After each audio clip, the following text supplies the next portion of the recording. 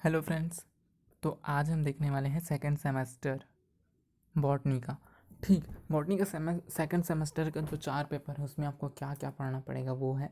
इसमें आपको taxonomy and diversity of plant जो आपका फर्स्ट पेपर है वो है। तो इसका आप पेपर वाइज चलते हैं, पेपर के बाद यूनिट एंड यूनिट के बाद टॉपिक वाइज देखते हैं। ठीक, तो इसमें आपका taxonomy and diversity of plant है। इसमें आपको प्लांट नोमेनकल्चर पढ़ना है। फर्स्ट यूनिट में plant nomenclature, historical background of nomenclature, उसके बाद बाइनोमियल नोमेनकल्चर, उसके बाद है ICBN international code of botanical nomenclature. ठीक, उसके बाद सेकंड में आपको पढ़ना है प्लांट आइडेंटिफिकेशन, है ना। इसमें आपको हाइपेरियम बनाना है। उसके बाद बॉटनिकल गार्डन है। उसके बाद टेक्सोनॉमिक लिटरेचर एंड टेक्सोनॉमिक की टूल्स एंड टेक्निक है। उसके बाद है आपको टेक्सोनॉमिक हेरिटेज। इसमें आपको major and minor categories and species concept आपको पढ़ना है। उसके बाद टेक्सोनॉमिक एविडेंस है। इसमें टेक्सोनॉमिक एविडेंस में आपको मॉर्फोलॉजी, एनाटॉमी, पेलेनोलॉजी, उसके बाद embryology, physiology, cytology and phytochemistry, उसके बाद genome analysis and nucleic acid hybridisation पढ़ना है। उसके बाद आपका जो यूनिट सेकंड है इसमें pre डार्वियन classification based on from relationship Bentham and Hooker के, है ना। बेंथम एंड हुकर के अकॉर्डिंग या बेंथम एंड हुकर के अकॉर्डिंग उससे पहले जो भी क्लासिफिकेशन दी थी उनके पढ़ना है बेंथम एंड हुकर के अकॉर्डिंग। उसके बाद जो क्लासिफिकेशन दी उनको पढ़ना है। एंड बेंथम एंड हुकर का तो क्लासिफिकेशन पढ़ना ही पढ़ना है। ठीक, उसके बाद इसमें कैरोलसनियस वगैरह आपको पढ़ना ही है।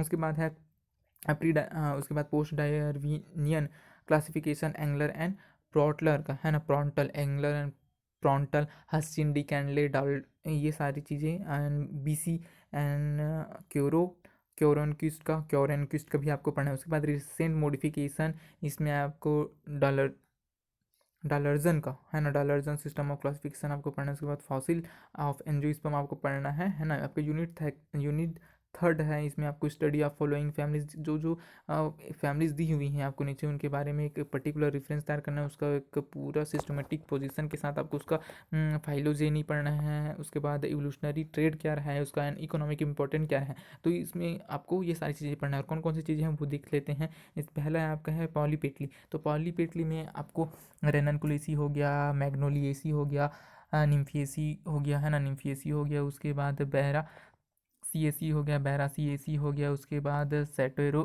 सेटेरे कुलिएसी हो गया, मिलिएसी हो गया, गोरी गोएसी हो गया, फोबेसी हो गया, फेबेसी, मेरी TAC हो गया, कुकुरबिटीसी एंड EPAC। ये सारी फैमिली आपको पढ़नी है। उसके बाद आपका गैमोपेटली है। गैमोपेटली में आपको रुबिएसी, एस्टारा स्टारबेसी, स्टेराबेसी, उसके बाद है सेप्टोएसी, उसके बाद है ओलिएसी, उसके बाद है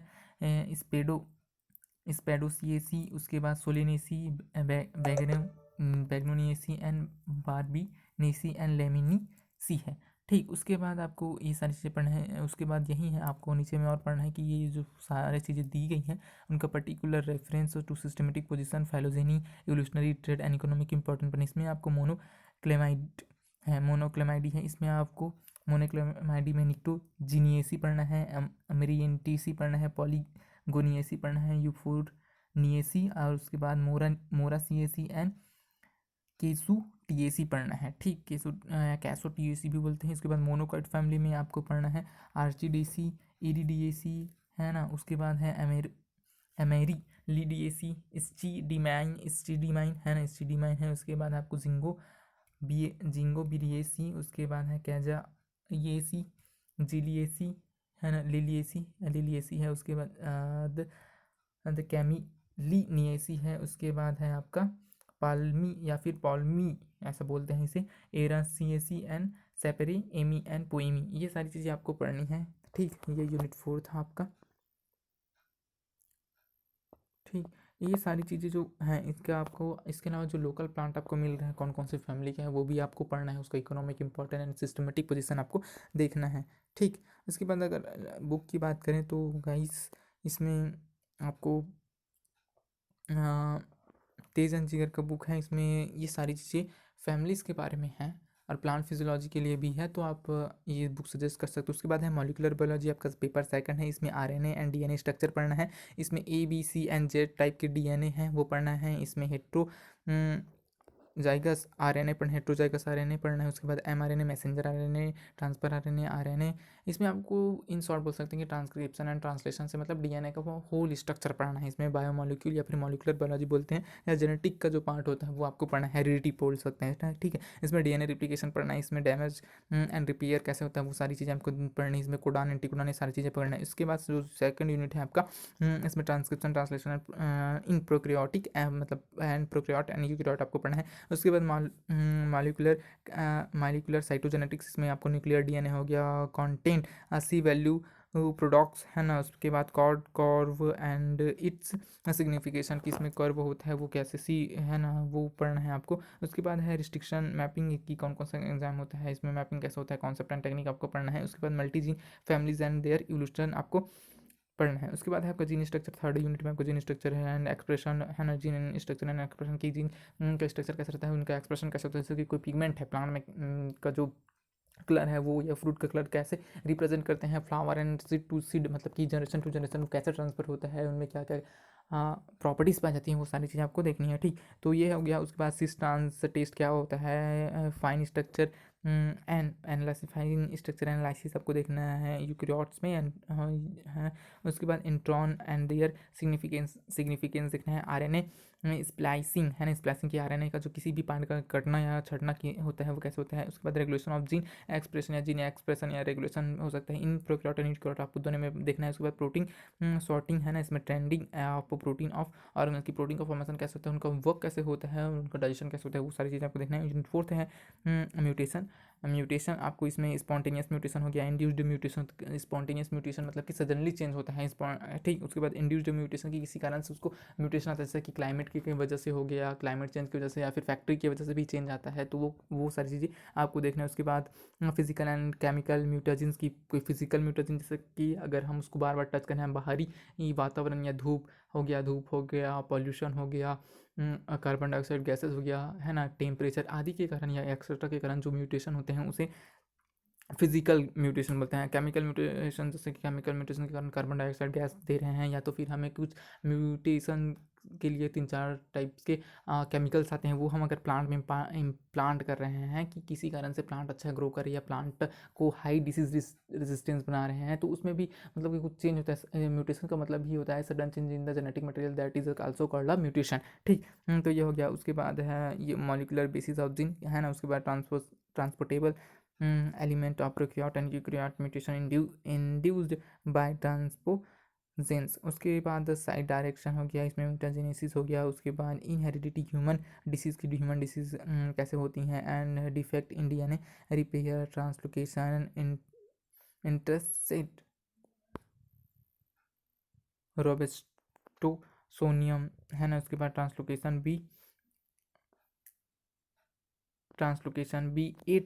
कैसे होता है वो आपको देखना है।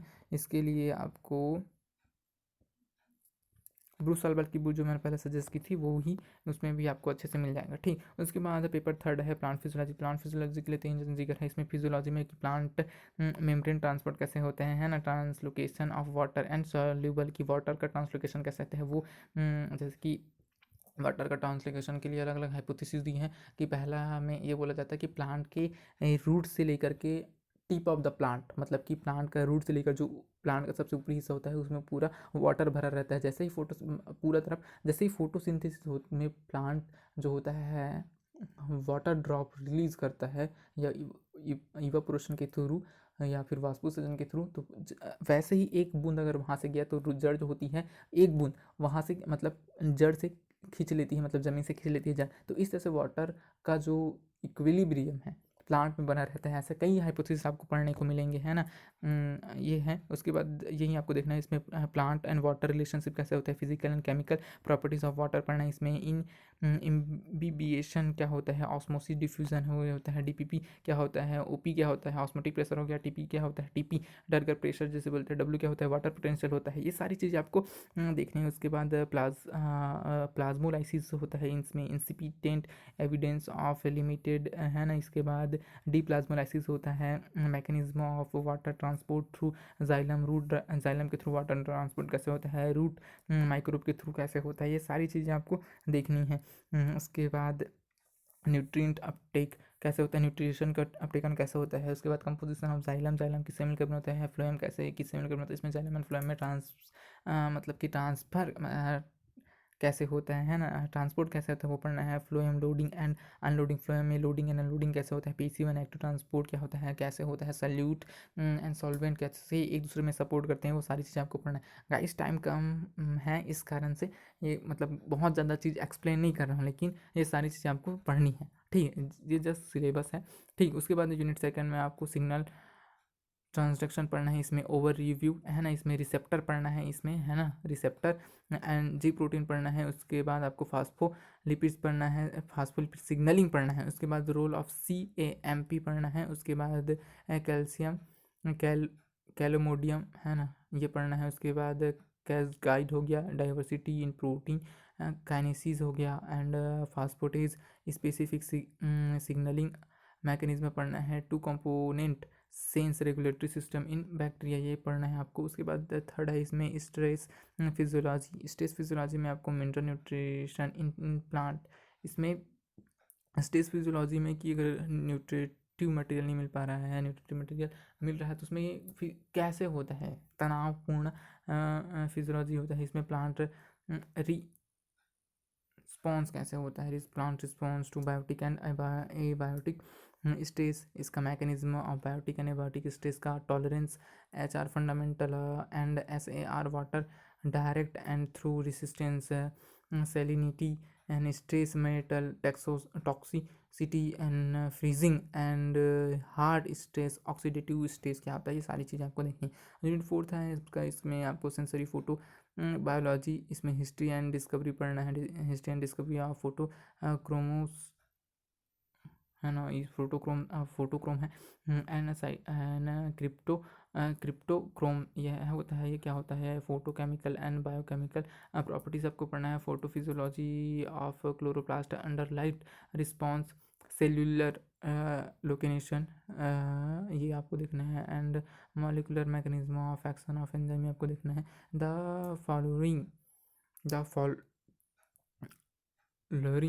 प्रोसेस रिंग प्रोसेस कैसे होता है, वो फ्लावरिंग प्रोसेस कैसे होता है वो आपको पढ़ना है। इसमें आपको photoperiodism and its significance, endogenesis and clock and its regulation, flora and induction and development, genetic molecular analysis की फ्लावर का बनता कैसे है, वो फ्लावर के बनने के लिए क्या क्या प्रोसेस होती हैं, वो एक लिमिट टाइम में बनता है, उसमें मैचुरेशन के बाद बनता है, तो मैचुरेशन पीरियड कैसे आते हैं वो आपको यहाँ पढ़ना है प्लांट फिजियोलॉजी में, ठीक। उस ये आपका है। इसमें तेज एंड जीगर की जो बुक है वो आप प्रेफर कर सकते हो। रीडिंग सजेस्टेड में I think Tej and Jigar का बुक 5th नंबर में दिया ही है, ये आप पढ़ सकते हो। लेहेंजर भी दिया है, लेहेंजर वो आपकी basic water potential and water relation, plant water relation को समझने में काम आएगा। उसके बाद यूनिट चैप्टर 4 है आपका प्लांट मेटाबॉलिज्म। प्लांट मेटाबॉलिज्म में आपको फोटोसिंथेसिस पढ़ना है, क्योंकि फोटोसिंथेसिस के थ्रू ही फूड मटेरियल का क्या होता है, फॉर्मेशन होता है। तो फोटोसिंथेसिस में आपको वही जनरल कॉन्सेप्ट है, उसका हिस्टोरिकल बैकग्राउंड, इसमें C3 C4 साइकिल आपको पढ़ना है, कैम पाथवे भी पढ़ना है, बायोसिंथेसिस ऑफ स्टार्च सुक्रोज, ये सारी चीज़ें आपको पढ़नी है, ठीक। इसमें ट्रांसपोर्ट कैसे होता है, कार्बन मटेरियल कैसे आता है, सारी चीज़ें आपको पढ़नी है।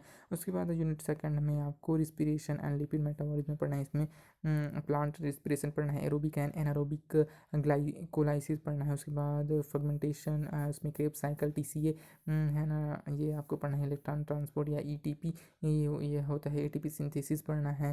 ये है आपको मतलब कि ब्रेक डाउन करके ग्लूकोज कैसे बनता है और उसके साथ साथ ATP कैसे बनता है, जो प्लांट अपने वर्क के लिए यूज़ करे वो आपको पढ़ना है। रिस्पिरेशन के थ्रू ही ऑक्सीडेटिव रिस्पिरेशन या ऑक्सीडेटिव एक्टिविटी के थ्रू ही ATP का फॉर्मेशन होता है, तो हमें ATP का फॉर्मेशन करना है, तो ये होता है। उसके बाद यूनिट थर्ड है आपका नाइट्रोजन एंड सल्फर मेटाबॉलिज्म।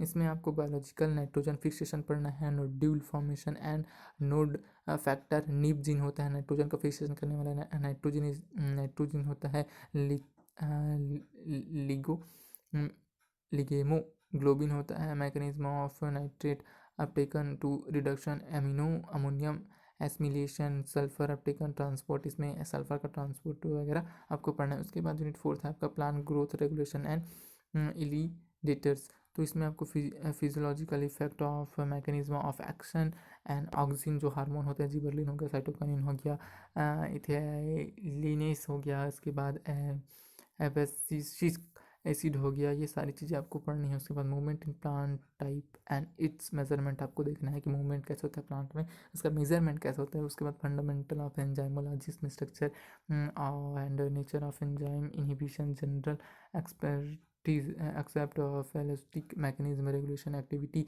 आइसोजाइम को होता है काइनेटिक्स क्या होते हैं, एंजाइम काइनेटिक्स है ना, कैटालाइसिस, माइकल्स मेंटन इक्वेशन हो गया एंड इट्स सिग्निफिकेशन, हाइपोथेसिस बताएं, लॉक एंड की मॉडल, एंजाइम वर्क भी बोल सकते हैं, एंजाइम मैकेनिज्म आपको देखना है। ठीक, तो इसके लिए आपका सजेस्टेड बुक जो है